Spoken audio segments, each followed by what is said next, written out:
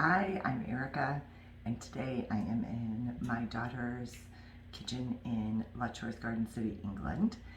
We're here on vacation and we leave tomorrow, but I had to do one of the best things ever. It's September, and so I got to go berry picking in the hedgerows.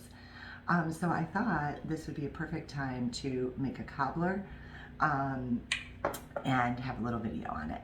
So the hedgerows are really interesting. I only picked the blackberries, but they were really different than the American kind.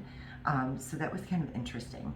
So today I'm going to make a really simple cobbler that I think that you'll love. You might have already had it before, and it's a favorite in your book too. If so, good for you, because I think it's just so delicious. So let's get started. I've got 8 tablespoons, so 1 stick of butter that is melting in the oven, and the oven is set at 350 degrees. And we're going to measure out, it's really the simplest recipe, a cup of flour up to a cup of sugar. This one, I feel like I might not have quite enough berries, so I think I might add a pear to the blackberries, and I think that would be really good. So we're going to measure up a cup of flour, and I'm going to cut my sugar down just a little bit since I don't like quite as much. And I'm going to do 3/4 of a cup of sugar.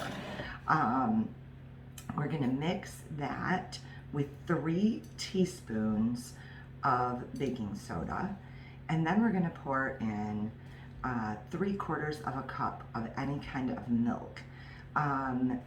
My daughter, I see, must not be drinking milk these days, so I'm going to use her unsweetened oat milk, and I know that it will turn out great.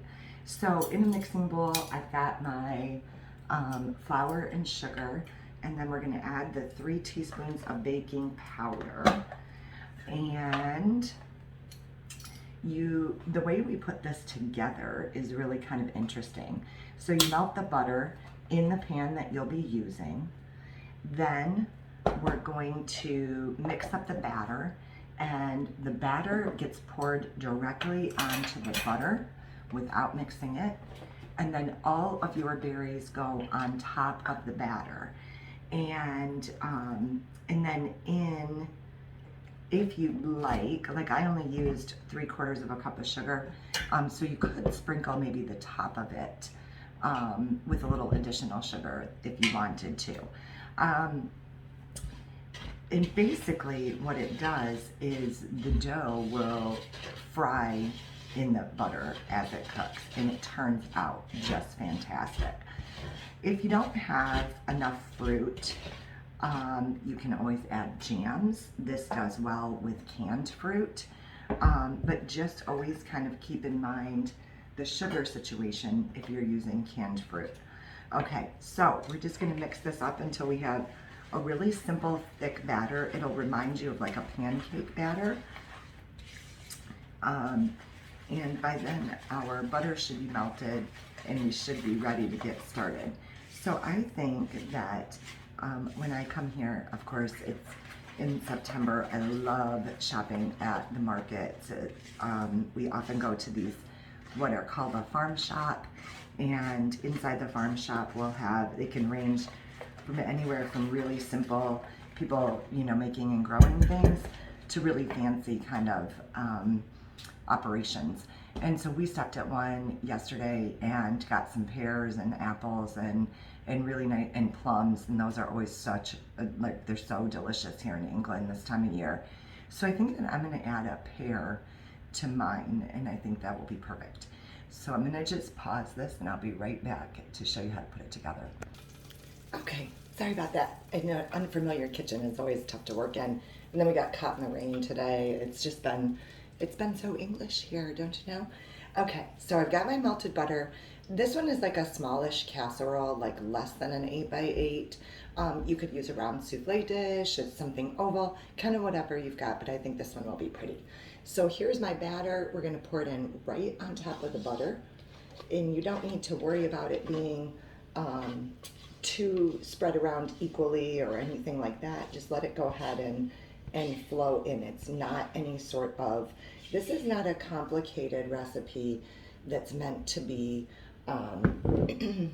really super beautiful, right? When it's done, it's meant to be a true cobbler. So I did cut up one pear that was quite nice. So we're gonna just spread that evenly around.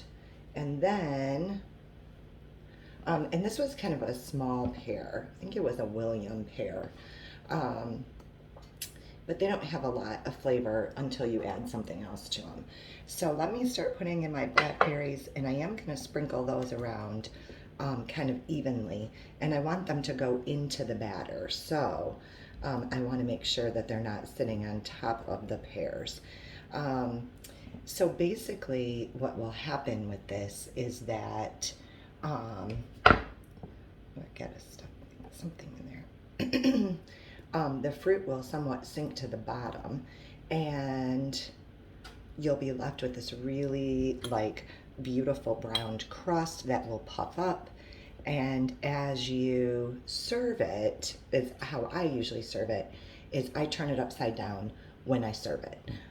So I take a scoop out and put it upside down on the plate, and then it's always really amazing with a scoop of ice cream, just vanilla ice cream, or you could even drizzle some heavy cream on it. Okay, so since none of us here like it super sweet, I'm gonna leave it like this. I'm not gonna put any sugar on it. It's gonna go into the oven, and it bakes about 40 minutes until it's super dark, like not dark golden brown, but it really needs to be all the way golden brown. Not like, oh, maybe there's a little bit on the edges. The top should be very golden brown. That way, the only problem with it cooking in the butter like this is that it can be like too battery if you don't cook it long enough. So we're not gonna stir it, we're not gonna do anything. You saw exactly what I did. We're gonna put it in our oven now, 350, 40 minutes, and I will show you a picture when you come back. Well, I decided I might have to take a little nap since it is still my vacation. So I just had to say thanks for watching, and hopefully I can get myself into getting some more videos done soon now that the summer's over and the craziness is over. But I'm Erica. I own the Boulevard Market in Tecumseh, Michigan, which is a cheese and specialty food shop. And I love to cook no matter where we are. And of course I love to eat. So tune in for some of our other videos and for some fun, like easy, great recipes that are tried and true, and that always turn out every single time. Thanks for watching. Bye.